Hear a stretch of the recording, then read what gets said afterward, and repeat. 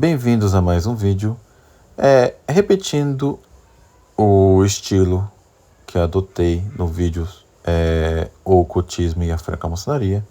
Aqui também farei a leitura comentada de um artigo intitulado Satanópolis, o perfil da futura cidade infernal. Eu gostaria também que os senhores comentassem o que acham desse tipo de vídeo, que acredito eu é bem didático e também enriquece o conteúdo, tá? É uma leitura comentada, claro.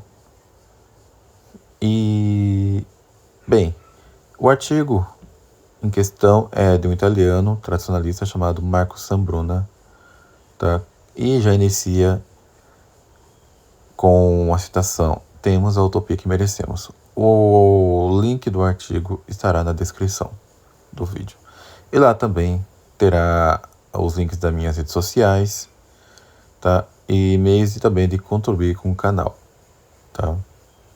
Para quem quiser e for generoso.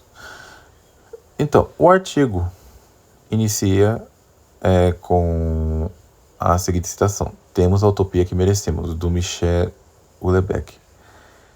Essa citação é interessante porque é evidente que toda a sociedade tem o governo que ele merece, porque o governo dessa sociedade é um reflexo ou mesmo a consequência de como o povo é e como vive, tá? Eu colocaria: temos a distopia que merecemos, né? Pois bem, leiamos o artigo. Introdução. O contraste irredutível entre a cidade celestial e a cidade terrena tem raízes bíblicas. No Apocalipse, fala-se da Jerusalém celeste, triunfante no fim dos tempos, enquanto a cidade terrena, representada pelo Império Romano, declina. Por outro lado, figuras da cidade terrena foram Sodoma e Gomorra, destruída por Deus por causa de seus pecados.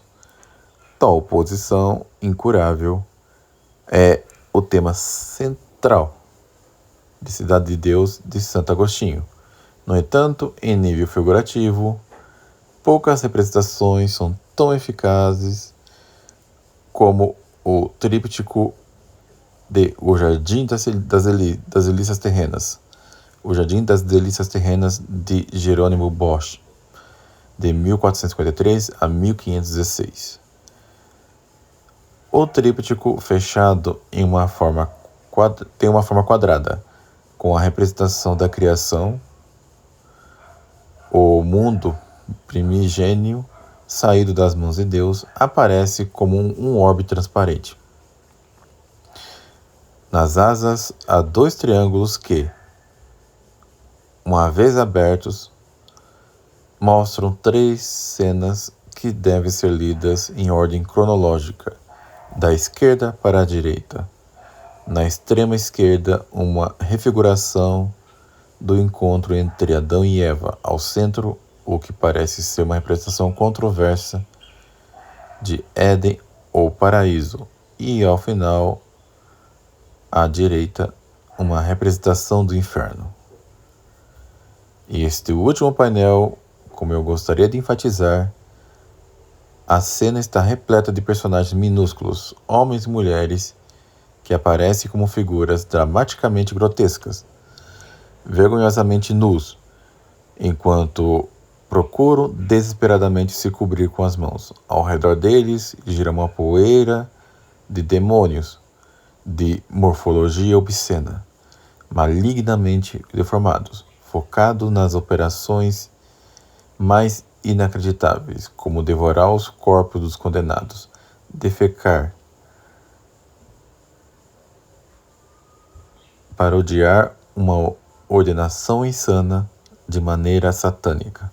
Ao fundo, vislumbra-se uma cidade em chamas, cujas sinistras labaredas iluminam a parte interior, repleta de condenados amontoados, marchando em direção a um poço infernal.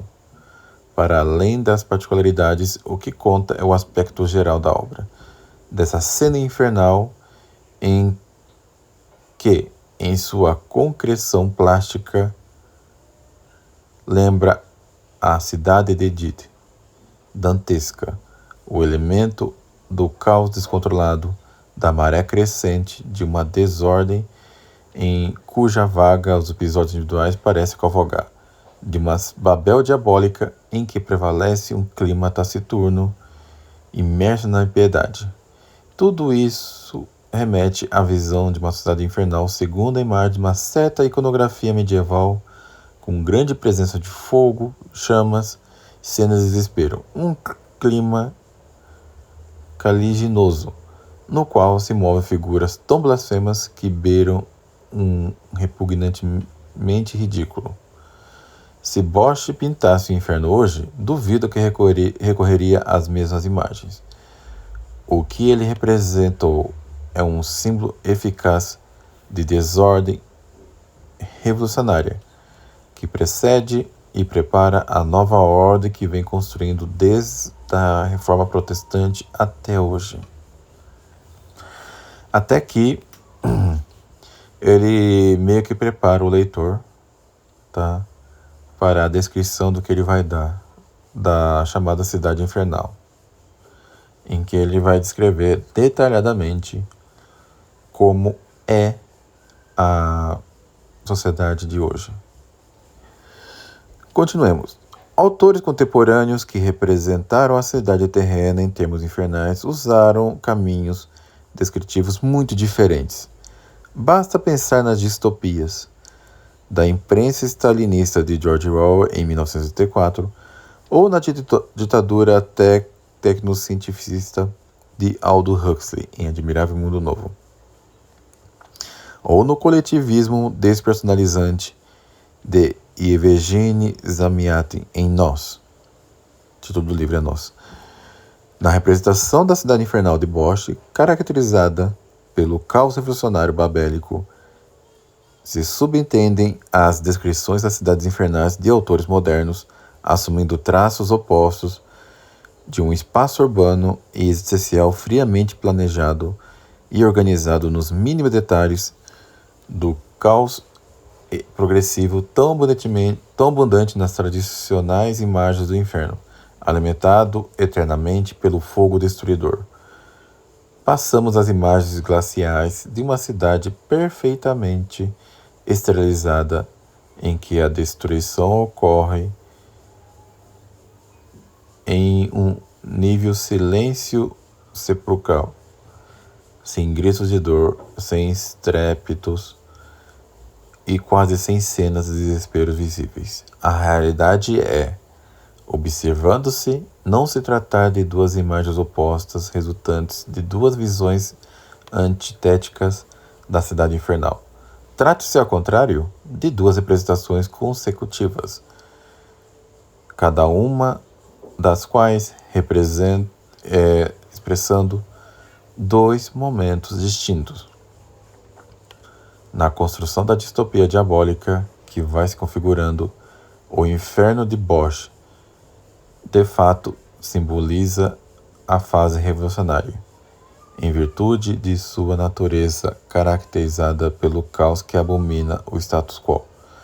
A dos autores modernos, ao contrário, imagina a normalização daquela revolução em formas sólidas, ou seja, sua cristalização institucional, caracterizada por uma eficiente organização que, por sua vez, abomina o caos. A fase revolucionária, com suas tintas quentes e ardentes, sobrevém à institucionalização da revolução, estágio de tons frios e uniformes. Vivemos uma era transitória que ainda está caminhando à sua conclusão. Em poucos anos, motus infine velocior, a fase revolucionária atingiu seu ápice desconstrutivo, ao mesmo tempo em que a fase institucional atingiu sua intensidade máxima em termos de zelo. Ademais de não ser possível construir um mundo novo senão sobre as ruínas do velho, aqui é onde emerge a revolução dinâmica, que existe entre a visão babélica e, portanto, visionária de Bosch e a visão organizada e, portanto, institucional de Orwell, Huxley e Zemiatin, da Cidade Infernal, que, se ontem semelhante a um monte de ruínas fumegantes, agora assume a aparência de um laboratório perfeitamente esterilizado e maniacamente organizado. Podemos dizer que estamos num caos ordenado, né? Vemos que aqui há uma mescla entre o caos retratado por Bosch e a tirania organizada de Orwell, Huxley e Zemiatin. Esse autor Zemiatin eu desconhecia até a leitura do artigo, tá? E confesso que continuo desconhecendo. Mas vamos continuar a leitura do artigo. Fase 1. Demolição. Dissemos acima que só é possível construir uma nova cidade sobre as ruínas de alguma outra precedente. Desde então, as cidades mais modernas surgem sobre as fundações de antigas necrópolis, cujas muralhas, agora abatidas, foram destruídas pela invasão de outros povos portadores de novas mentalidades, novas perspectivas e novos estilos de vida.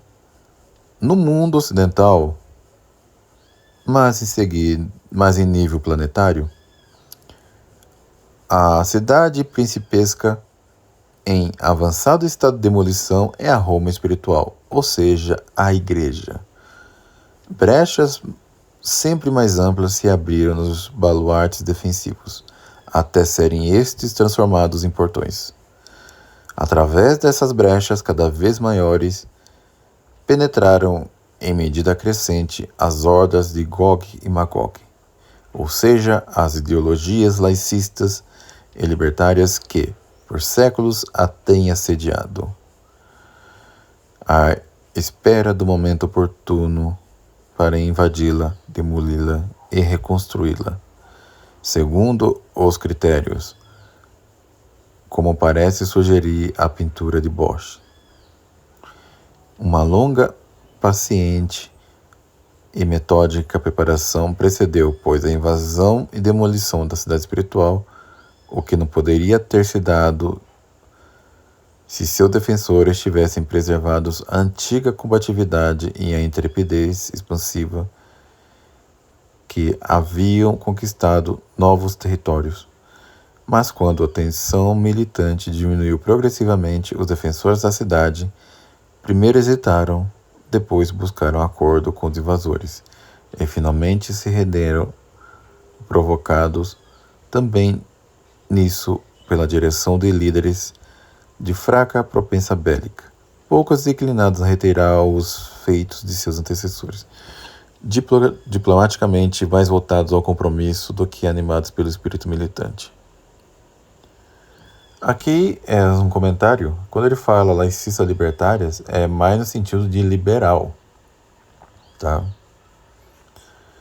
Creio que não seja na perspectiva do que, por exemplo, o Hoppe tem, que é um autor libertário, mas que reconhece que a libertinagem é um mal em si mesmo.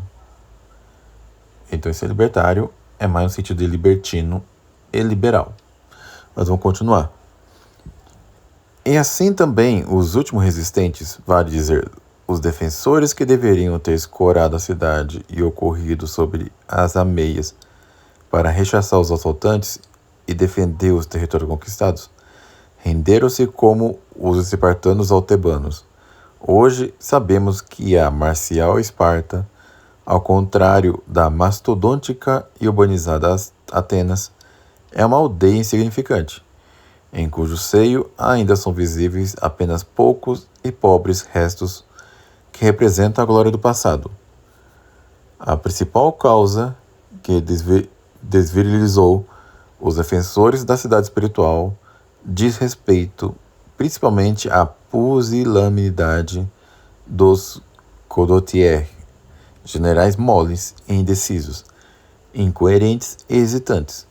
Infectaram com sua debilidade aqueles que em outros tempos teriam dado vida para defender os muros agora gravemente comprometidos da cidade. A fé na vitória chegou ao fim. A fé de sempre, arraigada em fundamentos profundos, se foi rompendo, substituída por formas espúrias semelhantes a eflorescências bacterianas que prosperam em um corpo privado de vida. Como em certos tumores, elas brotaram das formas disformes do organismo em processos de decomposição. Essas contrafações garantiram por longo tempo aos observadores a ilusão de se encontrarem diante de organismos originais que, embora apenas ligeiramente alterados na forma, mantinham a substância. Deixando de lado as metáforas, a tradicional fé na invencibilidade da cidade espiritual, com seus dogmas, suas liturgias, seus ritos e suas crenças, foi substituída por 3 formas fraudulentas, que imitaram sua aparência, enganando aqueles que acreditavam que nada havia mudado. As 3 formas substitutivas da religião tradicional de que estamos falando são o sentimentalismo psicologistas, o socialismo filantrópico e o moralismo reducionista. Cada uma dessas 3 estratégias tenta atingir tantas outras tipologias de partidários da defesa dos muros. O sentimentalismo psicológico busca enfraquecer a resistência das elites culturalmente mais bem equipadas. O socialismo filantrópico visa enfraquecer a resistência dos quadros intermediários, ou seja, a burguesia. Todos os 3 expedientes têm em comum a tentativa de neutralizar as defesas daqueles que resistem, fazendo-o por intermediário de estratégias oblíquas, alternativas a um ataque frontal que pareceria demasiado abertamente demolidor. A demolição das muralhas e, imediatamente depois da cidade espiritual, realmente aconteceu de modo lento e indolor, visando a evitar reações sobremodo violentas, que poderiam ter trocado a empresa desde o seu nascimento. Esquematicamente, é possível resumir da seguinte forma a metamorfose da religião tradicional em suas formas paródicas típicas do mundo moderno. E deixo aqui a imagem que está no artigo original. Veja que a religião imutável, ou seja, a religião católica, ela, por conta, dos modernistas e do clero que hoje estão ocupando, a mais altas hierarquias, os ditos clérigos, eles acabam deformando, tá, aquilo que é ensinado. Veja que à esquerda nós vemos o sentimentalismo psicologista, que depois cai na magia, as práticas mágicas, macumba, essas porcarias todas aí, Wicca, toda essa forma de superstição. Aí no meio nós temos o socialismo filantrópico, porque como o homem agora é o centro, desde o Vaticano II, principalmente, nós vemos a caridade cristã sendo substituído por uma filantropia maçônica, e socialista. E, por fim, temos o moralismo reducionista, tá, em que toda a moral agora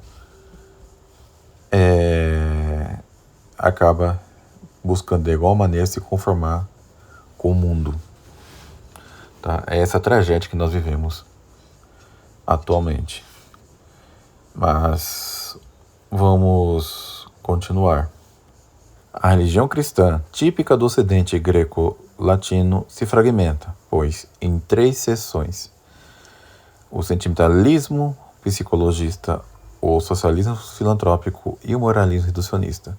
Em razão da ruptura do vínculo com o que chamaremos mundo superior, ou sobrenatural, ou em termos antropológicos, o sentido do sagrado, cada uma das 3 seções terá como objeto correlativo, respectivamente, uma visão mágica, ou utópico terceiro-mundista, ou visão conformista do transcendente.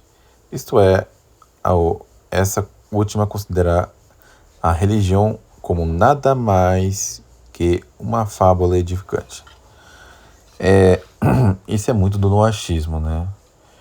Ou pelo menos a visão religiosa que Kant tinha. Pois bem, sentimentalismo psicologista. Com esta primeira degradação da religião tradicional, verifica-se uma forma de nova religião sem dogmas, no lugar dos quais se coloca um misticismo extravagante. O termo extravagante é considerado literalmente como vagante, ou seja, vagueia fora, que vagueia longe. Acraseado, tá? A diferença da religião tradicional, que sempre tem bebido do mundo superior, a nova religião sentimentalizada bebe do mundo inferior, ou, em termos psicológicos, do inconsciente. Esta primeira forma de fé equivocada, corruptora da resistência dos defensores do sagrado, concerne ao que se pode definir como sentimentalismo psicologista. Consiste precisamente em reduzir aos confins infra-humanos e, portanto, imanentes, instâncias espirituais tradicionais habitualmente enlaçados ao mundo superior e com ele comunicantes. A psicologia moderna tem atuado nesse sentido em 2 frentes. Com Freud, racionalizou as experiências espirituais, reduzindo-as a reflexos inconscientes de visões e experiências objetivas vividas em estado de vigília. Com Jung, que é discípulo de Freud, separou a experiência espiritual de sua fonte superior para vincular novamente a um sistema simbólico, atávico, derivado de vivências ancestrais primitivas. Em outros termos, com Jung, o transcendente não seria nada mais que uma sorte de memória de massa, na qual se registraram vivências transgeracionais que remontariam a épocas longínquas. Aqui é muito interessante. Mas primeiro vamos esclarecer, tá? Alguns termos aqui. O autor, tá? Ele só está fazendo essa concessão para explicar a religião dentro daquilo que o mundo hoje entende, né? Por isso que ele usa esses termos, sentido do sagrado e outras coisas mais.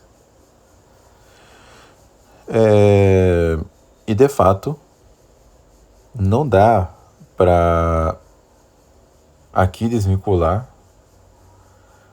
o que está descrito aqui com o que aconteceu o pós-Vaticano II, que também coincidiu, né, com a Revolução Sexual e também com a corrupção monetária que ocorre desde 1971. Né?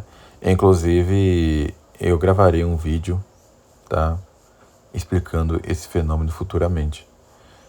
Não sei se é amanhã ou na segunda-feira, tá? Mas eu farei isso também. Os anos 60 e 70 foram extremamente caóticos, né? Mas vamos continuar. A sentimentalização psicológica da fé tradicional operou por meio de uma estratégia de escape. Constatada a impossibilidade de realizar a obra de derrubada a canhoneio das poderosas fortificações da defesa espiritual, os demolidores começaram a apontar aos seus defensores uma nova divindade, um ídolo, portanto, cuja fisionomia é facilmente confundida com o que se atribui ao Deus tradicional do Ocidente, né? Ou seja, o Deus cristão, a Santíssima Trindade. Eu não gostei desse termo, mas continuemos. A capacidade de simulação deste ídolo surpreende, sobretudo, porque veio a imitar, deformando um dos caracteres principais de Cristo, sua misericórdia para com os desnorteados. A misericórdia divina assumiu um caráter não apenas pacificador, mas em especial pacifista. A paz, com P maiúsculo, toma, assim, o lugar da verdade, mesmo quando seja a paz a verdade, não menos quanto a verdade seja a paz. A paz como valor supremo, que se há de conseguir a todo custo, e diante do qual tudo é sacrificável. Nessa perspectiva, a paz não se reduz à pacificação dos povos, mas, sobretudo, é apresentada como pacificação íntima, como lenitivo contra as ansiedades essenciais e, especialmente, contra a inquietação da busca metafísica. O menos consciente fosse tal intranquilidade. A sentimentalização psicológica da fé tradicional consiste, pois, nisto. A religião deve garantir a tranquilidade da alma mais que a tranquilidade social.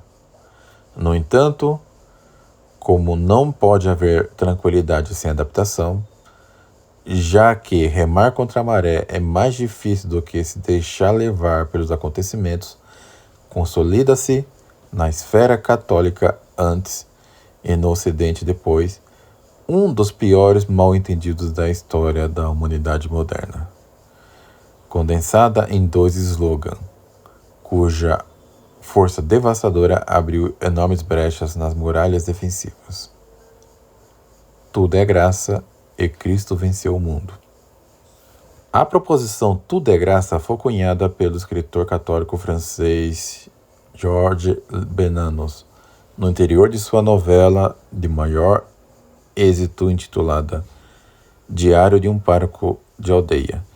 Nele, o sacerdote protagonista do relato chega à conclusão de que a providência divina se serve de qualquer situação, transformando-a em bem, não obstante ter sido originalmente gerada pelos erros dos homens. Daqui para considerar a ideia que tudo contribui para o bem há muito pouco caminho. Assim, para que o bem possa verificar-se com maior facilidade, convém libertar-se do antigo costume que tende a separar totalmente o bem e o mal, já que até o mal acaba atuando em favor do bem. A outra proposta defendida é Cristo venceu o mundo. A afirmação é teologicamente correta, porque Cristo, com a sua ressurreição, realmente venceu o mundo, no sentido de que destruiu o que do mundo é o aspecto mais angustiante, isto é, a morte. A morte, com a ressurreição de Cristo, foi abolida. Em seu lugar se instaurou o reino dos céus, eterno e imutável. Mas dizer que Cristo venceu o mundo significa que Cristo indicou o caminho supremo para derrotar a morte, não que esta tenha sido vencida prescindindo de qualquer empenho individual. O sacrifício de Cristo, portanto, não nos autoriza a prioristicamente a arriar os estandartes de guerra em vista da salvação individual e da necessidade de ser sal da terra. Deste nocivo mal-entendido, surge um otimismo de fundo, que tomou forma de crença de que o nosso seja um mundo maravilhoso, onde tudo é possível, onde a felicidade e salvação eternas estão ao alcance da mão sem necessidade alguma de fastidioso ascetismo ou deformação espiritual, e muito menos de estudo da ciência sacra. Para mais detalhes, tá? Recomendo o meu vídeo A Doutrina do Diabo, sobre a doutrina da justificação de Lutero e Calvino. Tem muito a ver, tá, com o que eu disse aqui. Pois bem, socialismo utópico. Essa segunda paródia da religião tradicional entende o completo oposto dos dois slogans acima mencionados. Se no sentimentalismo psicologista vigora a regra segundo a qual tudo é graça e Cristo venceu o mundo, no socialismo utópico vale o lema segundo o qual nada é graça e o mundo ainda espera a redenção. Nada é graça porque, numa perspectiva marxista, o motor da história não é a providência divina, mas a luta de classes. Depois de mutadas as relações de força entre as classes subalternas e dominantes, a sociedade se configura. Nada se obtém pela graça, senão tudo o que se conquista pela luta. Não é a mente guiada pela misericórdia divina que educa a mão, mas é a mão que, tendo a necessidade de obter o necessário para a vida, educa a mente para pensar de forma eminentemente pragmática. Com esse ponto de vista, advém então claramente como a redenção não é um a priori estabelecido a partir do sacrifício de Deus, mas sim uma meta que ainda deve ser alcançada por meio da construção de uma sociedade sem amos nem servos, igualitarista e autárquica. A utopia ainda não construída torna-se dessa forma um arremedo da salvação eterna ou do paraíso. A eternidade já não interessa mais a salvação individual, ou seja, fora da salvação universal, mas sim a salvação coletiva, ou da espécie.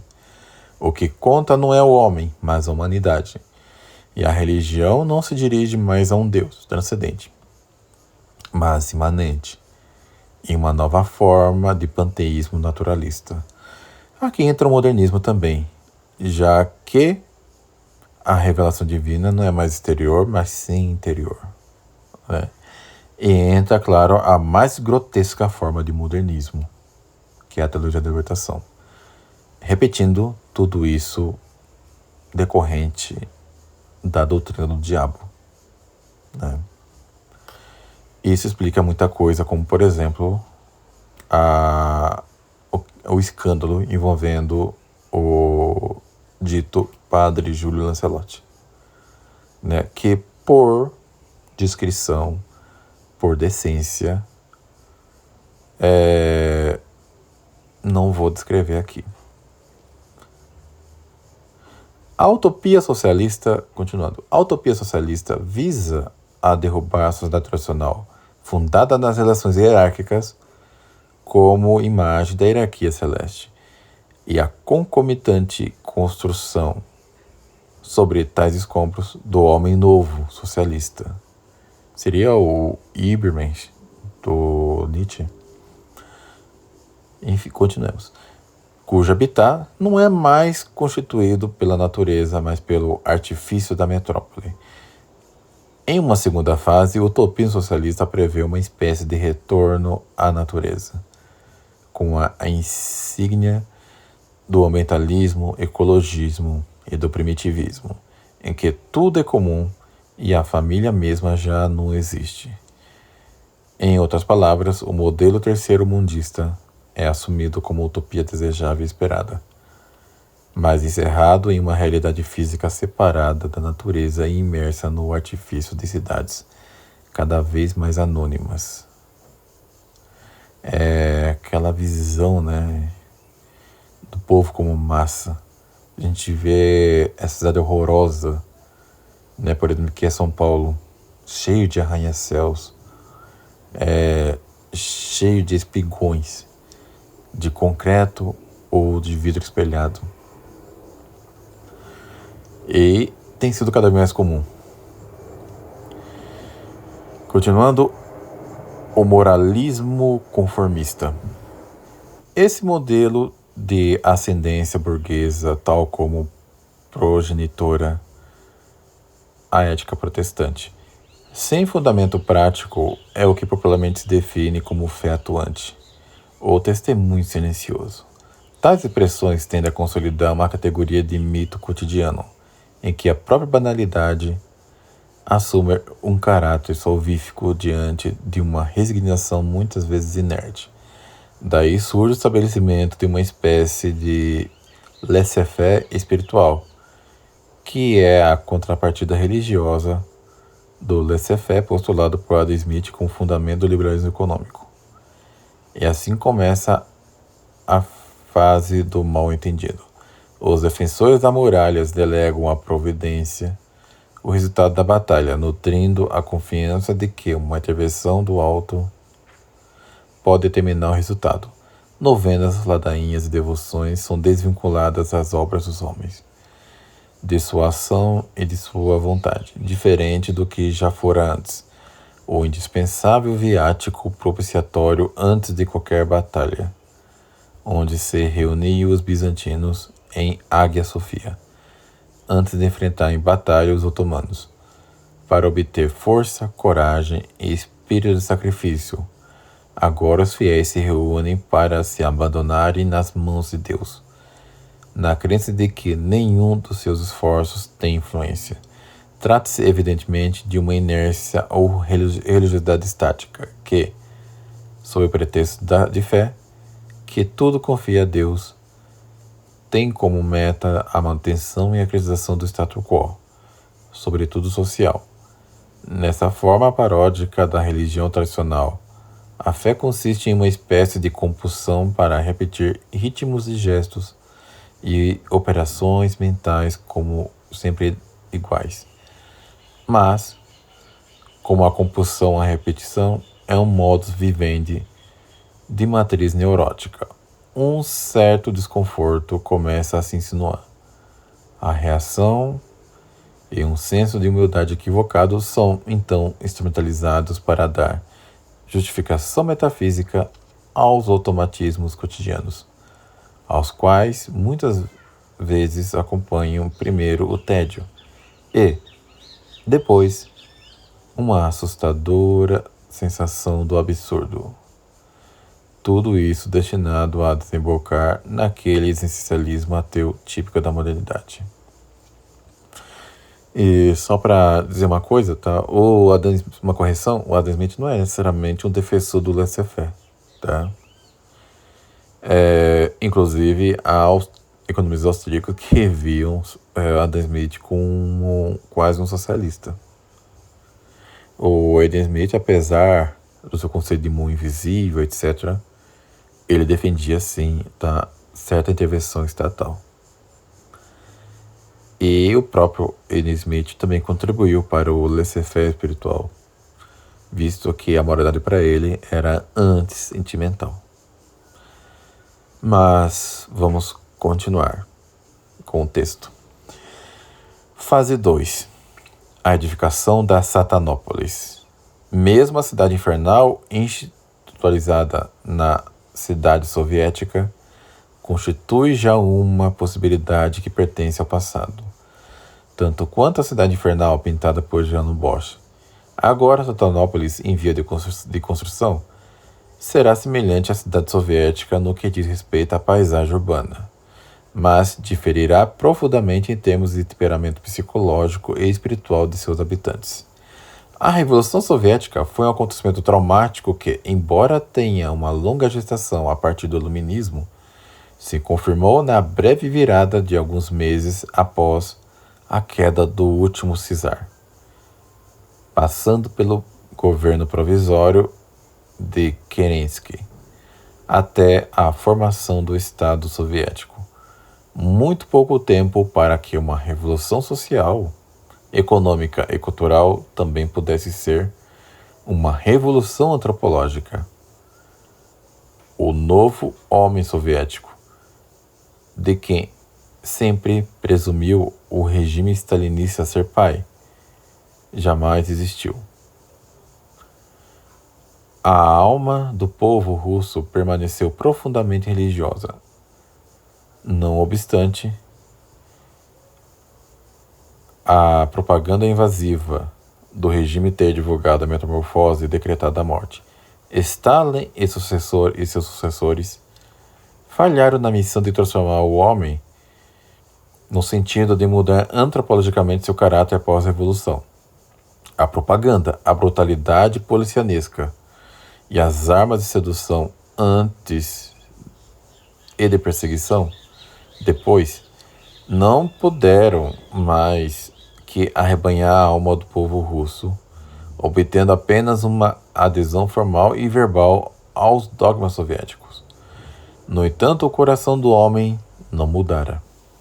Ao soviético, a instituição da Satanópolis, que se vai construindo, prolongou a fase revolucionária até o alvorecer da modernidade, promovendo uma longa introdução ou preâmbulo que melhor tem preparado o terreno na educação e doutrinação do novo homem, destinado não a viver, mas apenas a habitar na cidade infernal contemporânea. Os instrumentos da pedagogia anticristã, centrados no ateísmo antes e no niilismo depois, chegaram perfeitamente onde a torpe propaganda do regime soviético havia falhado. As massas que a Revolução Soviética não teve tempo de desvirilizar e mutar antropologicamente pela atual Revolução Laicista, ao contrário, têm sido oportunamente recondicionados em um arco temporal prolongado de, ao menos, 3 gerações. Desde os anos 1950 até agora, a nova cidade infernal odierna irmana-se àquela soviética em aparência ou forma externa, mas sua capacidade de condicionar as mentes é muito mais eficaz. Na realidade, sua edificação opera segundo os ritmos de uma marcha lenta, porém inexorável, que eliminou progressivamente o principal obstáculo, o kateron, em termos bíblicos. Kateron, do grego, significa aquilo que retém. E a palavra está em 2 Tessalonicenses, capítulo 2, versículo 7. Que poderia impedir seu desenvolvimento, a religião tradicional, ou seja, a religião católica. Esta, por meio de uma série de estágios graduais, foi primeiro subtraída do sagrado, depois profanada, logo ridicularizada e finalmente dissolvida.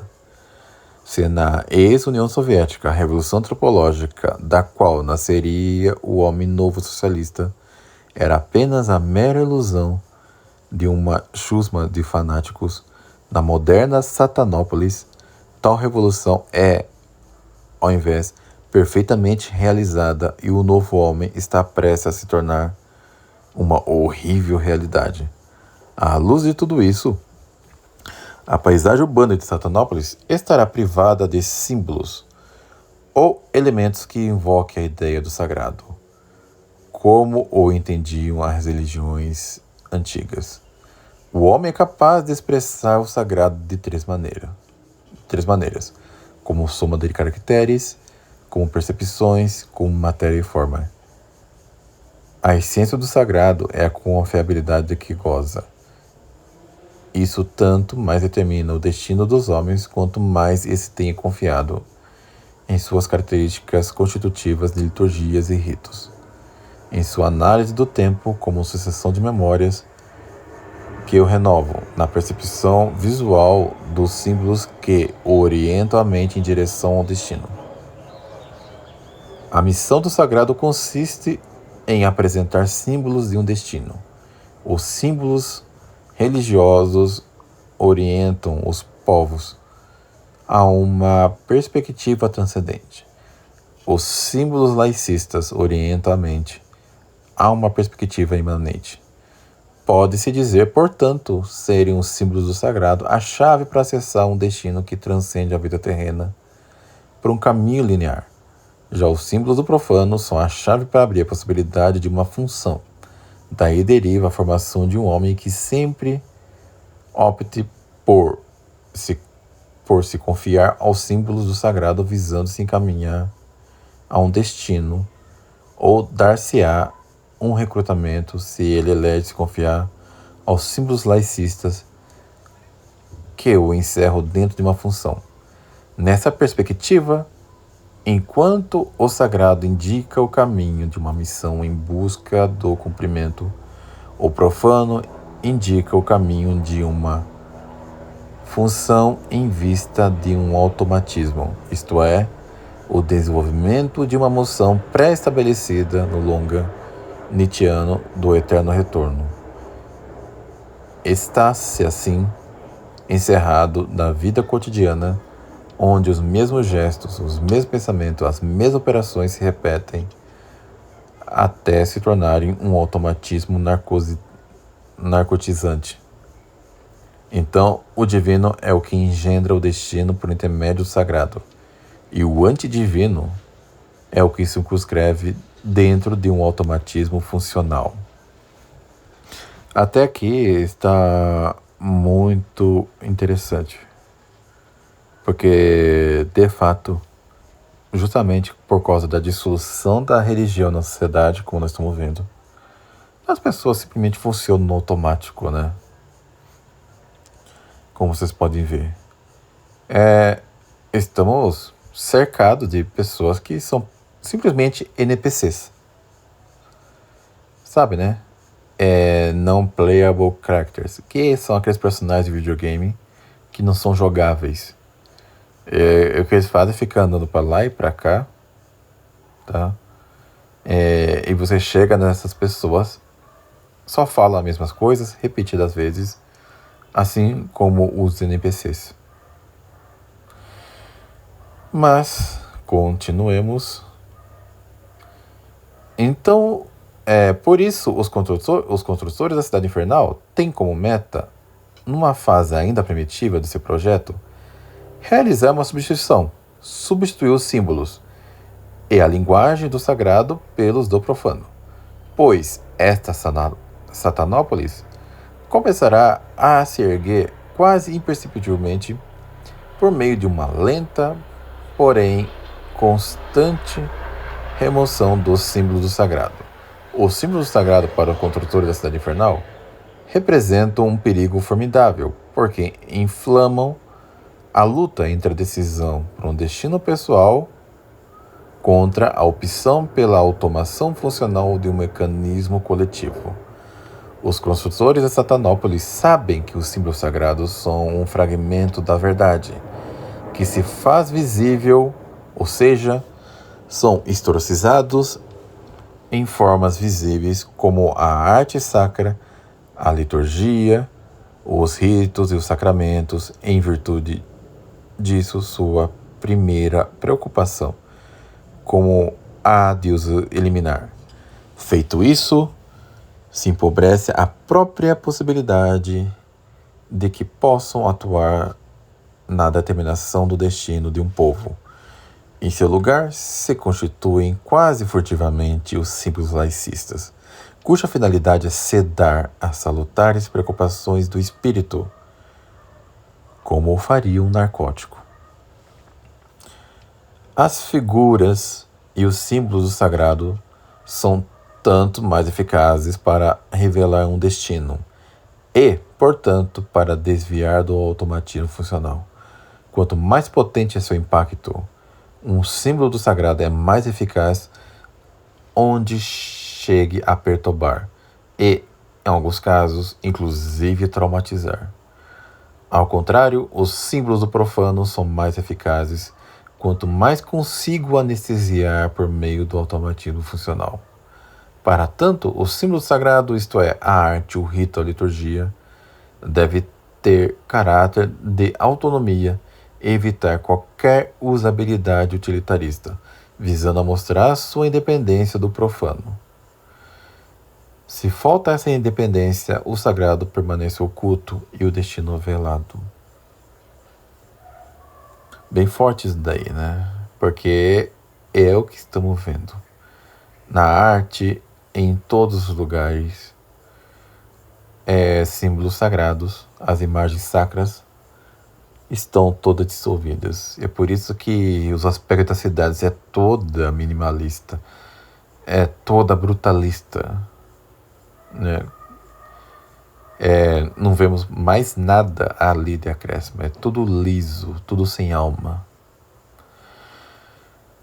Mas, continuando, no caminho de substituição dos símbolos sagrados pelos profanos, como aspecto prioritário na construção da Satanópolis, as figuras visíveis da igreja, repetimos, a arte, rito, liturgia, homilética e edifícios sagrados, abandonaram seu caráter sagrado para assumir a da usabilidade utilitária típica do profano. Não há mais impacto desestabilizador ou decontextualizador causado pela autonomia do sagrado, mas sim a instituição de áreas comuns tecidas para garantir um vínculo de dependência entre o sagrado e o profano laicista, do que deriva a banalização dos símbolos sagrados, aos quais, ao invés de libertar, acabam facilitando a organização do automatismo funcional de matriz coletivista. Meus amigos, é o que nós estamos vendo hoje, tá? Nas paróquias Novo Zordo. As igrejas estão quase todas feias, sem imagens, com vitrais que significam nada. Isso quando tem vitrais. Quando muito colocam, não colocam sequer o nosso Senhor Jesus Cristo crucificado, tá? Colocam ele ressurreto. Imagens de santos? Quase não tem. Isso sim tem.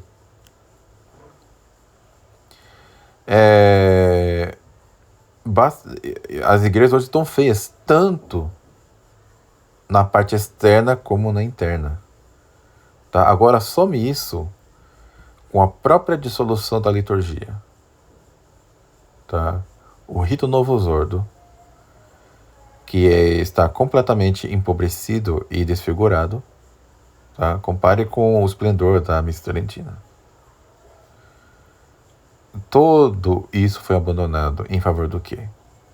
Do utilitarismo, do automatismo que estamos vendo aí. Hoje as pessoas parecem anestesiadas. Parece, digamos assim, drogadas, né? Elas não enxergam mais esse problema. Mas vamos continuar. Pois, prioritário para os construtores da cidade infernal desarmar os símbolos do sagrado, a fim de os banalizar. Não devem mais ser contemplados no estupor que gera um detonador saudável, que é preliminar, por sua vez, a uma inquietação saudável. Os símbolos do sagrado falam e a sua narrativa naturalmente necessita de uma linguagem adaptada. Por exemplo, a homilética oração. Por isso, torna-se de fundamental importância para os construtores da Satanópolis recorrer a uma narrativa alternativa que imponha uma linguagem alternativa. Já não mais a linguagem do sagrado, mas a do profano. Ou seja, a terminologia tecno-jurídica em conformidade ao automatismo funcional no qual cada disciplina será inserida.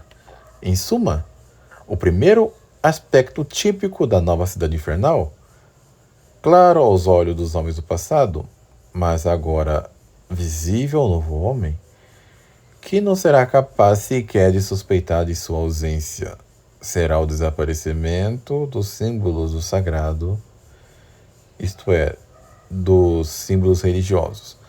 Assinalamos como primeiro critério na elevação de Satanópolis uma fase desconstrutiva. O centro histórico, ou seja, o local onde se concentram os mais ricos e numerosos testemunhos da arquitetura cristã, será progressivamente abandonado. No inferno do Jardim das Delícias de Bosch, no topo da pintura, as chamas devoram e consomem o que resta de uma cidade. Isto é, uma ação rapidamente destrutiva e ingenuamente brutal em sua horrível evidência. Na cidade invernal que vai se edificando, a ênfase desconstrutiva é muito mais lenta, progressiva e, sobretudo, menos diretamente perceptível, mas igualmente brutal. Habituemo-nos a pensar no centro de Roma ou Florença, ou qualquer outra cidade europeia, como lugares que serão gradualmente abandonados, até que fiquem quase completamente desabitados. Já são visíveis os primeiros sinais desse abandono incipiente, como sintomas que indicam o aparecimento próximo de uma enfermidade. Não diferentemente do que acontece na Acrópole ateniense. Muitas catedrais europeias, como Notre Dame antes do incêndio que a consumiu, caem lenta e literalmente aos pedaços em meio à indiferença geral, não apenas da administração da cidade, mas até, muito mais grave, dos cidadãos mesmos. Espetáculo análogo podemos observar em certos lugares antigos de Pisa ou Veneza, onde já em algumas ilhas desabitadas da lagoa, as antigas igrejas definham em derrelição, abandono. As igrejas não serão demolidas a fim de não despertar a indignação daqueles que ainda estão espiritualmente despertos, senão que serão simplesmente abandonadas à incúria. Por portões fechados, por portões forçados ou simplesmente derrubados. Qualquer um poderá entrar a qualquer hora do dia e da noite para levar o que queira. Entre o que restou desprotegido, mobiliário sacro, cálices, pinturas de temática religiosa, ornamentos sacerdotais, abandonados de sacristia ou móveis antigos de madeira preciosa, despojados de seus ornamentos. As igrejas não esgotarão sua função de receptáculo de toda violação, mesmo a mais brutal, e permanecerão à disposição inerme de quem as quiser pichar com escritos obscenos, blasfêmias e símbolos anticristãos, em lugar de afrescos antigos, agora descoloridos pela umidade que penetra por paredes mofadas. Na virada de uma noite, veremos aparecer murais de tonalidades violentas, cheios de cores vivas e pintados com escritos coloridos indecifráveis. Após o embrulho e os saques, numa terceira fase de seu martírio, as igrejas serão rapidamente transformadas em garagens para aguardar motos ou bicicletas, armazéns abarrotados de ferrugem inútil, de objetos que não servem mais, de lixo doméstico, como se fossem grandes cantinas. À noites, grupos poderão se refugiar, acender fogueiras, ouvir música sintética, se alterar em drogas ou álcool. Lá fora, a rápida deterioração continuará, feita de fragmentos de gesso que se desprendem das paredes, tetos que não resistirão mais à filtração da água da chuva, afrescos e decorações externas que se consomem sob a ação das intempéries, enquanto as estátuas antigas perdem os braços, as asas e as cabeças. Nas cidades provinciais, outrora distantes das metrópoles, mas agora engolfadas por elas em virtude do avanço edilício, já é possível observar, entre antigas casas de fazenda ou burgos despovoados, o triste fim dos nichos sagrados, onde as pinturas de temática cristã são abandonadas à ação do tempo. Os ex-votos de outrora povoavam as paredes desapareceram, quiçá removidas por alguma mão piedosa para serem preservadas ou, mais prosaicamente, foram furtadas. O fenômeno do abandono das estruturas sagradas não é mais evidente em alguns retiros alpinos e apeninos. Antigas cidades de montanhas construídas com pedra sólida começam de súbito a cair a partir do telhado, até que a entrada se torne impossível, em virtude de estar o pavimento repleto de escombros. Em seu lugar, surgirão estruturas semelhantes à chamada Sala de Meditação, na sede da ONU em Nova York. Fase 3. Dogmas de Satanópolis. A edificação de Satanópolis pressupõe um longo período de gestação, que se pode definir como fase revolucionária fluida. Ao longo de tal período, tudo o que tem a ver com a tradição afronta uma metamorfose profunda. Não socialmente, senão que, concomitantemente a esse processo de evolução, se concretiza uma fase de institucionalização, que tende a solidificar a nova sociedade demoníaca, cuja ereção, no intervalo, vai se consubstanciando. O roteiro de evolução, a cargo da fase revolucionária fluida, e o da, entre aspas, edificação, por obra da fase institucional estática, envolve alguns aspectos, assim, passíveis de resumir. E aqui temos uma pequena tabela. Como vocês podem ver, há duas colunas. Tem a fase revolucionária fluida e do outro lado a fase institucional estática. Temos do lado da fase revolucionária fluida, a religião normativa, exaltação do corpóreo, ecologismo, relativismo ético e defesa do instinto, promoção da criatividade heterodoxa, livre investigação, isolamento social e amor livre. Do outro lado, a fase institucional estática, temos a consultoria religiosa, a hospitalização do corpo, segregação ecofóbica, medicalização da psique e narcose emocional, automatismo, esterilização cultural, co-housing, lares coletivo. Tem uma nota aqui, que foi adicionada pela tradutora do artigo, né? No Brasil, usa-se a palavra em inglês. A prática de co-housing consiste na construção de grandes unidades habitacionais em que existe apenas um único espaço privado, geralmente constituído por um quarto e um banheiro, mais ou menos como um quarto de hotel, e uma série de espaços comuns a serem compartilhados com os outros co-alojamentos, tipicamente uma grande sala comum, cozinha e alguns espaços de lazer. É como se for, podemos dizer que são repúblicas, né, basicamente. Me corrija se eu estiver enganado, tá? Não conheço bem essas coisas. E por fim, pornomania e sexofobia. Vejam aqui que essas coisas não são exatamente opostas, tá? E geralmente não estão em oposição, em conflito uma com a outra. São basicamente, tá?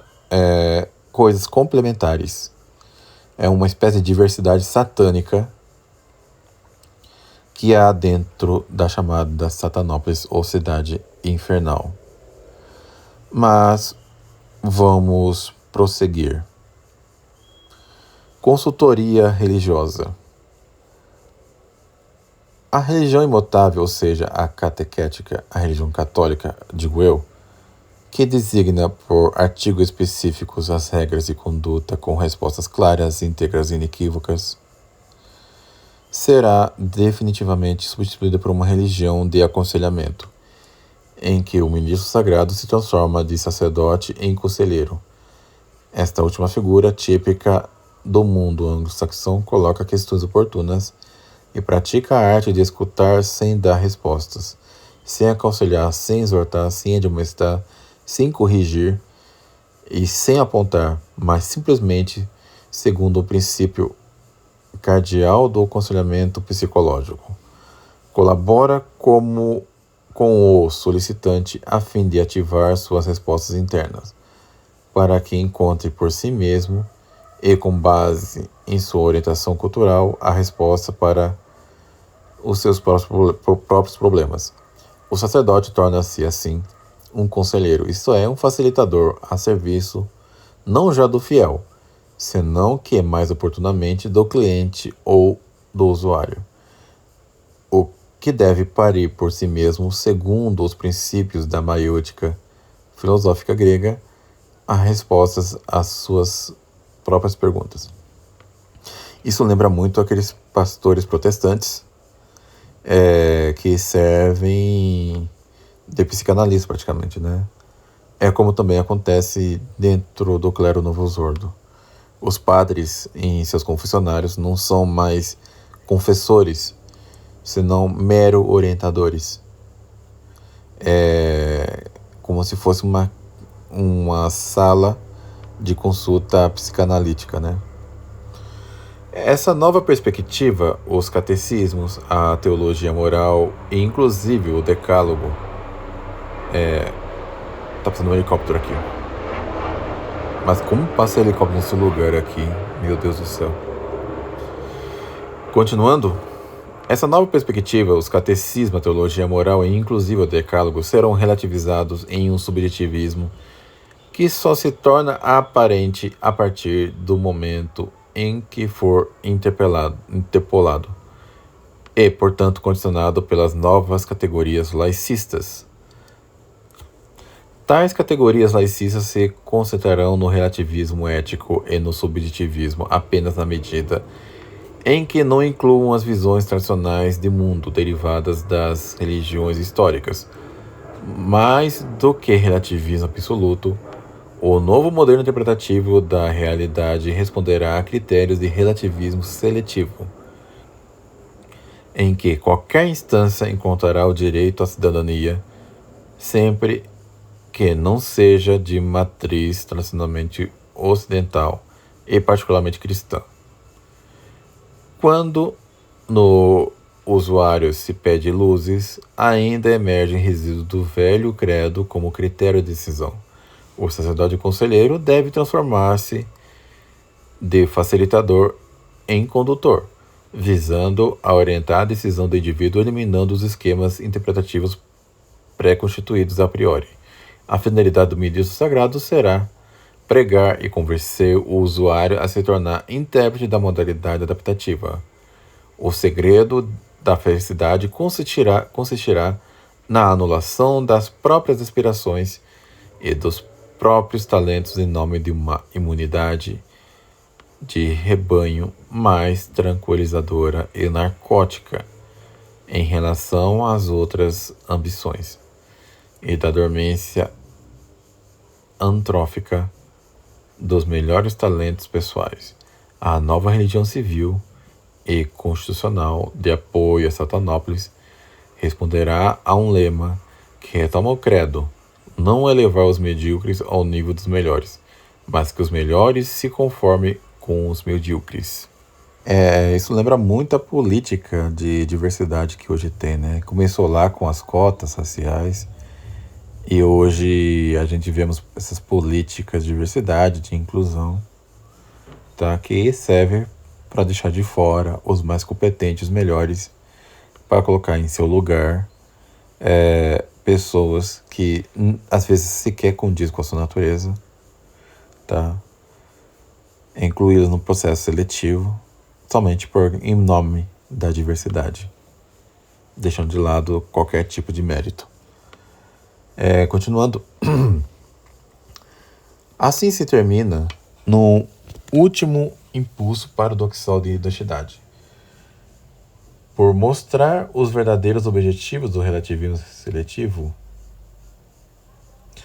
ele se mostrará finalmente por aquilo que é, ou seja, um novo puritanismo dogmático e intransigente, segundo o qual o cliente é livre para fazer qualquer coisa que se lhe imponha, o reto pensamento laicista. Somente dentro deste perímetro o ouvinte terá liberdade para se mover. E somente no interior desse perímetro o sacerdote de Satanópolis poderá ser um facilitador que orienta, de preferência gentilmente, mas brutalmente se necessário, com o usuário a ser conduzido à modalidade adaptativa. O pastor conselheiro terá também Portanto, a tarefa de reconduzir o paciente infectado fora do perímetro do relativismo seletivo para o interior do rebanho coletivo, zelando pela ortodoxia do seu conformismo. É hospitalização do corpo. Depois da alma, o corpo é o bem mais próprio e pessoal que um homem possui. Em Satanópolis, os cidadãos são convencidos por todos os meios de coerção a entregá-lo ao Estado. Esse gesto, do ponto de vista psicológico, sanciona a renúncia à gestão do próprio corpo e, portanto, de si mesmo. Quem renuncia ao próprio corpo, delegando sua gestão a uma realidade burocrática, abdica da liberdade. No plano biopsicológico, os homens deixam de ser varões. No plano físico evolutivo, excesso de ser pais no plano social psicológico. Os conceitos de masculinidade e paternidade estão em processo de desertificação e os de coragem e virilidade são vistos como resíduos de uma época da qual se envergonhar.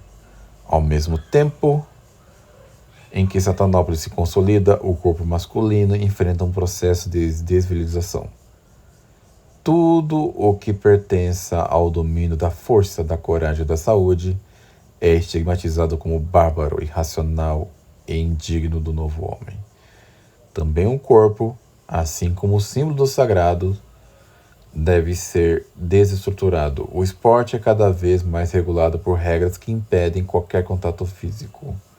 É por isso que hoje o futebol está tão chato, né? Mas vejamos a continuação.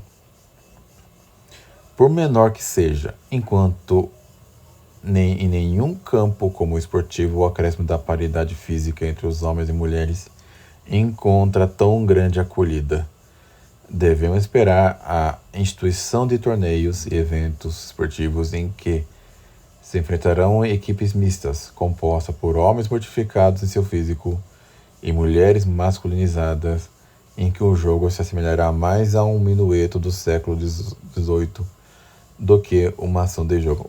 Por ora, estamos vendo ao contrário, né? Homens que se acham mulheres competindo com mulheres de fato e ganhando. Mas claro que com o tempo isso vai se inverter dentro do que está descrito aqui. Já agora podemos reconhecer os primeiros sintomas da desvalorização aviltadora da atividade física voltada ao desenvolvimento da energia vital. Ela é rotulada como vagamente reconduzível ao culto fascista do vitalismo, do ativismo e da ação rápida e decidida. Creio que esse vídeo vai ficar mais longo ainda do que o outro, mas paciência, né? Eu sei que os meus seguidores estão acostumados com conteúdos longos também, porque eu também os consumo. O corpo do novo homem, em fase preliminar, sofre, como tudo ou mais, um processo de obscenização. Reduz-se a um pergaminho sobre o qual imprimir horríveis motivos de tatuagem, sempre mais simbólicas, de uma agressividade de que deverão ser vicariantes, substituindo-as por um pálido simulacro da força física desaparecida em um corpo agora fraco e enfermiço. O que antes pertencia ao corpo em termos de energia vital será, logo em uma primeira fase, representado por motivos que reclamam a força de uma força bruta e instintiva. Como certas raças caninas eram mais ferozes para mascarar a sua inadequação física, em comparação a raças fisicamente muito mais estruturadas. Por trás das aparências de uma tatuagem desesperada, o corpo se tornará cada vez mais flácido, delicado, débil e, portanto, favorável ao desenvolvimento de uma personalidade tendencialmente anoréxica, insegura e hesitante, especialmente diante da necessidade de tomar decisões importantes.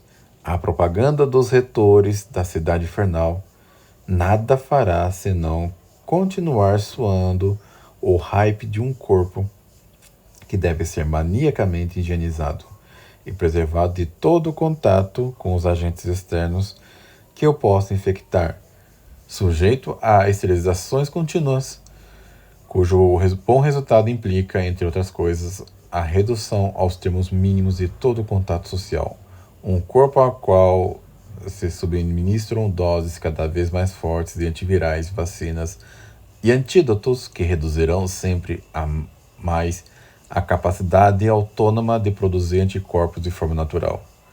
A doença em si, mesmo uma simples gripe, será percebida pelo sujeito que a padece com um sentimento de culpa causado por sua negligência em aceitar os cuidados minuciosos que as autoridades da cidade infernal estabeleceram, pela recusa em submeter-se a tais precauções. O corpo não deverá mais adoecer, assim se lhe vem assegurando, e isso não em virtude de sua saudável resistência natural, mas sim graças às substâncias químicas que lhe serão injetadas. Isso lembra alguma coisa, senhores? Aliás, esse artigo é de 2020. O que aconteceu em 2020 mesmo? Vocês bem sabem, mas ficou mais explícito em 2021. Continuamos. Quando Satanópolis se tornar uma realidade manifesta, o corpo será hospitalizado, ou seja, reduzido a um estado de precariedade permanente em que qualquer esforço que exija metabólica simples, comer, dormir e defecar, deverá ser tratado com extrema cautela, ou melhor, adequadamente reduzido. A fragilidade do corpo imporá um regime alimentício amébico e rigidamente vegetariano, enquanto a atividade física será reduzida ao mínimo indispensável. E, finalmente, o corpo enfrentará um confinamento entre espaços cada vez mais sufocantes, vedados e esterilizados. É isso que nós estamos vendo. A alta da picanha, inclusive, não é algo acidental, tá? Isso me parece, inclusive, até algo intencional. Tanto é que estão sugerindo trocar a picanha por abóbora, o nosso rico café em milho e outras coisas. E olha que nós estamos no país que é o maior produtor de carne bovina do mundo e o maior produtor de café do mundo. Se bem que é o maior produtor de outras porcarias do mundo também, né? Tipo soja. O Bostil é grande produtor de soja. É exportador de soja. Por isso também que é grande exportador de viadagem. Soja e traveco, né? Coisa que o Brasil exporta muito. Vamos continuar. Segregação ecofóbica. A ecologia, elaborada sob pretexto aparentemente nobre de preservar o planeta da doença mental representada pela superpopulação, uma vez cumprida sua tarefa de culpar os homens, zombando deles como assassinos do ecossistema, se transformará em ecofobia. O ambiente natural passará a ser vítima das carniceiras mandíbulas humanas que o devoram para fins do seu próprio usufruto. Será por isso separado como agente patogênico capaz de destruir a vida física dos homens. O amor ao meio ambiente em detrimento do homem se voltará no contrário, ou seja, em hostil suspeita contra a natureza. Será inculcada a necessidade maníaca de proteger o corpo humano, agora débil e perenemente doente, da vigorosa brutalidade do meio ambiente, que será apresentado pela propaganda como saturado de vírus, gerador de patologias e repositório de doenças. A demonização do meio ambiente justificará, assim, a segregação ecofóbica dos homens. Eles ficarão confinados em uma cidade cada vez mais separada dos campos, montanhas, morros, rios e mares. Será promovida a instituição de um salvo-conduto que autorizará a circulação fora dos aglomerados urbanos.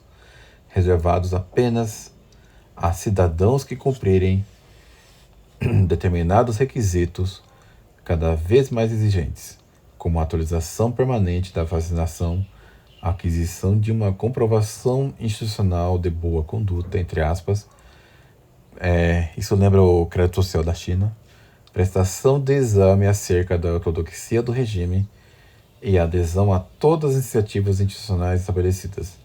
Em Satanópolis, massas cada vez mais comprimidas de pessoas terão de viver em espaços restritos, rigidamente higienizados e obsessivamente esterilizados. A natureza demonizada será antes abandonada. Aldeias alpinas e apeninas, antigos burgos e antigos assentamentos serão posteriormente despovoados e se transformarão em montões de ruínas, desaparecendo no sistema das catacumbas. Muros, campanários desmoronarão, enchendo de escombros as velhas ruas. As praças e ruas serão invadidas pela vegetação que rachará o asfalto e as pedras.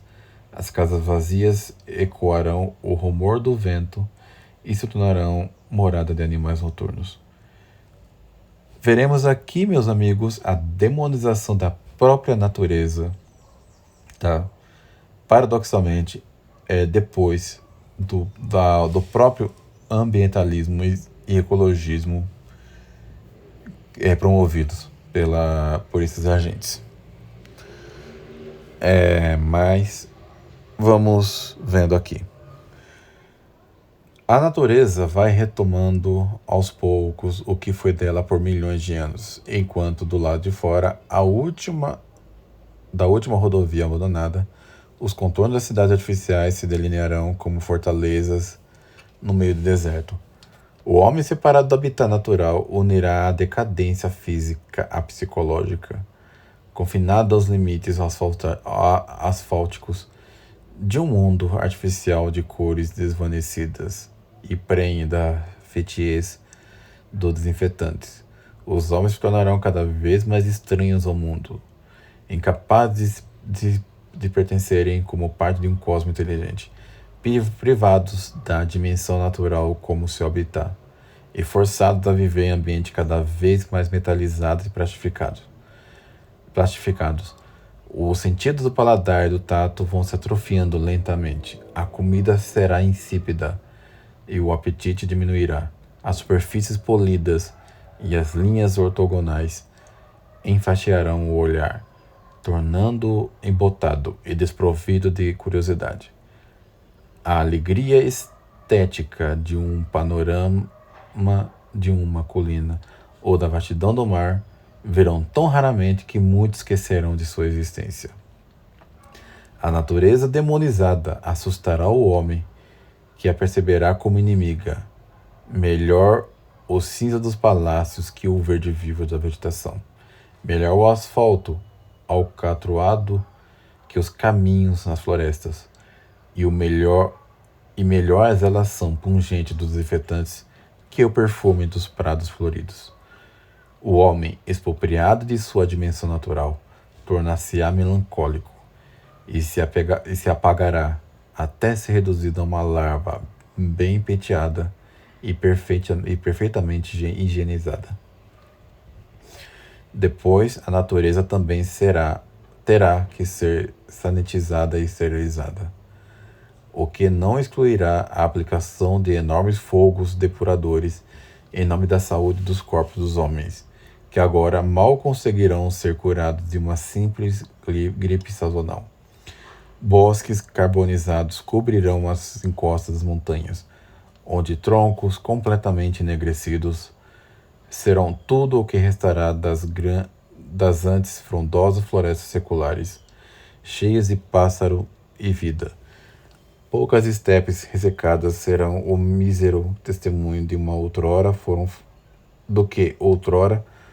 florestas e arvoredos, assim como os pensamentos depressivos de mentes atônitas e enfraquecidas serão apenas o pálido resíduo da vitalidade que outrora animava os homens quando estavam em contato com a natureza. Tudo isso enquanto, para lidar com a escassez de gêneros alimentícios de primeira necessidade, serão instituídos modernos servos de gleba, ligadas à terra, que não poderão abandonar. Sua tarefa será unicamente produzir o suficiente para garantir um nível de subsistência. Medicação da psique.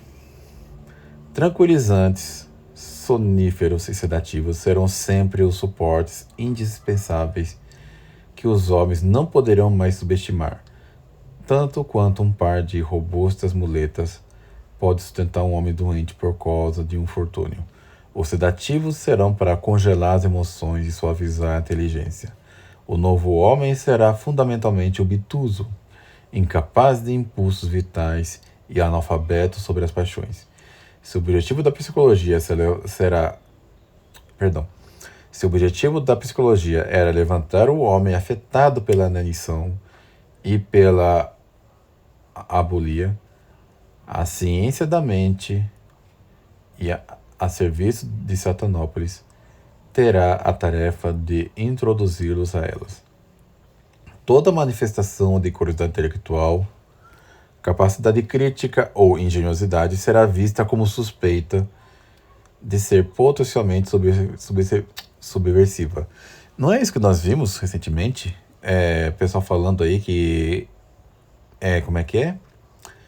Descredibilizar os atos públicos é crime? Que não podemos questionar as ações infalíveis dos pontífices do Congresso? Mais ou menos isso que está dizendo aqui. Cada movimento emocional, desejo de emancipação e toda manifestação do instinto natural, mesmo que moderada, serão consideradas uma forma de neurose digna de cura. Os fármacos serão os sacramentos mediante os quais as inquietudes serão narcotizadas e os desejos de êxito individual anestesiados. O próprio desejo de constituir família, construir prole e ser monogâmico será considerado como expressão de uma psicose incipiente. Estar saudável significará ser infinitamente adaptável às circunstâncias, totalmente ratificado pela inanição espiritual e pela inércia existencial. Nada deve perturbar o procedimento monótono e repetitivo de uma vida privada de inclinação emocional. E continuando, perdão a extensão do vídeo, tá? Acho que é o vídeo mais longo que eu gravei. Talvez seja o mais longo que o canal tem e terá. Mas vamos continuar. Automatismo da vida cotidiana. Se na fase revolucionária fluida a orgia da criatividade chega a atingir o bizarro, o grotesco e o extravagante, de modo que cada manifestação inusitada e blasfema era vista como um modelo a imitar, a fase institucional estática determinará o brusco giro. Cumprida a tarefa de destruir a sociedade tradicional em Satanópolis, a vida cotidiana será articulada pela repetição de gestos divididos, repetidos monotonamente segundo uma ordem rigidamente pré-estabelecida e imutável. Regrar-se-á a cada hora de cada dia em que se experimentarão as mesmas coisas fúteis, ontem igual a hoje, hoje igual a amanhã. Cada gesto individual, reiterado numa espécie de coerção neurótica daquilo a ser repetido, acostuma a mente a se concentrar na execução de uma partitura sempre igual, em que o espaço reservado à criatividade e à inventividade é reduzido a zero. Os cidadãos de Satanópolis deverão pensar em uma só coisa de cada vez, de forma consecutiva e conclusiva. Nenhum gesto ou volição da mente deve permanecer inconclusivo ou incerto, senão que tudo deve ser concluído segundo as regras padrões bem delineadas, sem digressões. As atividades do corpo e da mente serão reguladas por protocolos para os quais estabelecida uma causa deve inevitavelmente seguir-se um determinado efeito. Verifica-se, assim, em nível coletivo, um reflexo condicionado do tipo pavloviano. Em nenhum passo poderá ser dado fora de uma via pedonal obrigatória. Nem se poderá ver uma câmera televisiva, com os quais o espaço público estará saturado, sem experimentar um momento de medo. Uma coisa só, pavloviano refere-se ao Ivan Pavlov, um biólogo, psicólogo russo, tá? Que entendia o mundo exatamente dessa forma. Nós não somos meros organismos reativos, tá? E que nós funcionamos somente no automático. É a consequência de quem nega a existência do livre-arbítrio, né? Diga-se de passagem, do pensamento materialista. E que a sociedade tem que se organizar exatamente desse modo, tá? Mas vamos continuar. Aumentar-se-ão as horas de trabalho. O esforço físico e psíquico que exigirá o trabalho será caracterizado pelo tédio de gestos continuamente idênticos e repetidos, acompanhado de fadiga ocasionada pela compreensão de ações percebidas como sem sentido, porque se ignora para que servem e porque separados do produto final do trabalho, e sobre o que nada se saberá.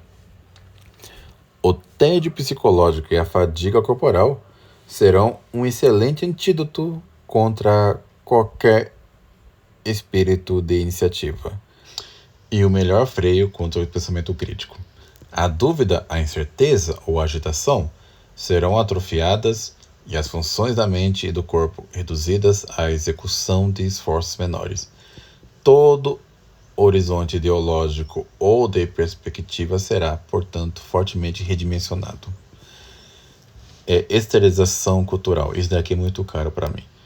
Nos países de tradição democrática, os grandes meios de comunicação detêm o monopólio da, entre aspas, consciência crítica contra o regime vigente. Solicitam interrogatórios e levantam questões, desenvolvendo assim a função de anticorpos contra o vírus da deriva autoritária. Em Santanópolis, as más ações, ou seja, a progressiva redução da liberdade, serão justificadas por boas intenções, isto é, pela suposta salvaguarda de um bem comum, entre aspas, abstrato e de contornos vagos. A construção do bem comum justificará os muitos sacrifícios e renúncias que se pedirá aos homens, enquanto em nome do mal menor, entre aspas também, avançarão demandas cada vez mais exigentes de renúncia às liberdades fundamentais. Em Santanópolis, toda expressão cultural enfrentará um processo de degradação que a conduzirá de uma visão geral e abrangente às minuciosas microanálises focadas em detalhes individuais. A literatura se tornará mera informação. A história se tornará sociologia. A filosofia psiquiatria. Todas as formas de conhecimento terão que rescindir os vínculos com a transcendência, aniquilando-a principalmente com a imanência. As ciências humanas converter-se-ão em meras representações de dados factualmente visíveis ligadas à vida cotidiana, e a sua função não será mais levantar questões especulativas, mas apenas indicar procedimentos e protocolos. A informação deverá comunicar os fatos sem comentá-los ou interpretá-los. A sociologia, com o subsídio da estatística, representa-lo-á matematicamente, e a psiquiatria dá-los-á uma explicação pseudo-racional, a qual aderir de maneira fideísta.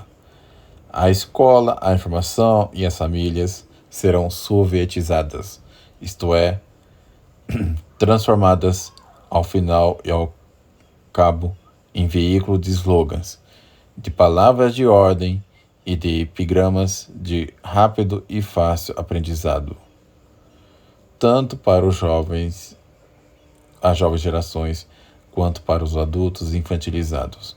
O abuso da palavra amor, entre aspas, já abundantemente usada para fins manipulativos, será ainda mais acentuado. Por amor, dever-se-á odiar a si mesmo, a sua própria história e a sua própria individualidade. Por amor, ninguém deverá se escandalizar por mais nada. Cohousing, ou lares coletivos. Se na fase fluida da Revolução prevaleceu a tendência de dividir e isolar, naquela em que a Revolução será institucionalizada, prevalecerá a tendência à associação. O associacionismo, ou palavrinha complicada, é, claro, não escolhido ou desejado, mas imposto. O homem não poderá mais se esconder dos demais homens. A intimidade será reduzida a alguns momentos de alívio, e o desejo de intimidade será percebido como uma potencial desordem psíquica. No entanto, dado serem o lar e a família e os lugares para preservar um espaço privado, ambos os aspectos estarão sujeitos a um processo de erosão. A casa, como um lugar privado para viver, será penetrada por necessidades que se farão passar por sociais. Com toda probabilidade, estabelecerá a necessidade moral, entre aspas, de não ter uma casa demasiado grande para as exigências da família. Se o for, estabelecerá a obrigação legal ou a compulsão moral de oferecer hospitalidade às chamadas categorias desfavorecidas, especialmente se forem imigrantes, tudo em nome da solidariedade. A casa poderá ser mais facilmente invadida e revistada pela polícia. Poderá ser controlada e vigiada a qualquer hora do dia ou da noite, como se fosse a cela de um prisioneiro, mais ou menos como poderia acontecer na antiga União Soviética ou a Alemanha Oriental. Dado que a destruição da família acompanha o tamanho da casa, e a diminuição progressiva do número de membros da família será acompanhada pela redução dos espaços privados de habitação. Esses processos de miniaturização ou minimalismo e coletivização encontram suas expressões mais evidentes na prática de cohousing, em espanhol covivienda, já em fase avançada de consolidação dos países escandinavos. Não em vão naqueles em que a família tradicional e natural se desintegra com maior rapidez. A prática de cohousing consiste na construção de grandes unidades habitacionais que existe apenas um único espaço privado, geralmente constituído por um quarto e um banheiro, mais ou menos como um quarto de hotel, e uma série de espaços comuns a serem compartilhados com os coalojamentos, tipicamente uma grande sala comum, cozinha e alguns espaços de lazer, repetindo o que estava escrito naquela tabela. O modelo de cohousing está relacionado às ideias do antropólogo e filósofo Claude Lévi-Strauss, pai da corrente de pensamento denominada estruturalismo. O estruturalismo imagina e desenha os contornos da sociedade futura, e especialmente da família, como comunidade tribal primitiva, caracterizada pela poligamia, comunidade de descendência e distribuição de bens e de abolição da propriedade privada. Além disso, a fabricação de moradias compartilhadas será facilitada pela prática da monoparentalidade feminina. As mulheres poder-se-ão tornar mães sem a ajuda de um varão, simplesmente injetando diretamente no útero fluido seminal vendido por bancos de esperma especiais, ou também por correspondência, já que é possível, hoje nos países do norte da Europa, as mulheres não necessitarão mais dos homens para se converterem em mães, e o próprio homem, degradado em sua paternidade, será cada vez mais marginalizado. Em Satanópolis, portanto, a sociedade será composta principalmente por homens solteiros e mães solteiras, que viverão em micro-unidades habitacionais semelhantes a nichos e dotados de grandes espaços coletivos, cujo uso estará rigorosamente regulamentado em termos de horário, formas de cuidados e regras de uso. Já não será mais possível autogerenciar o espaço privado, simplesmente porque os lugares onde as pessoas viverão serão coletivizados.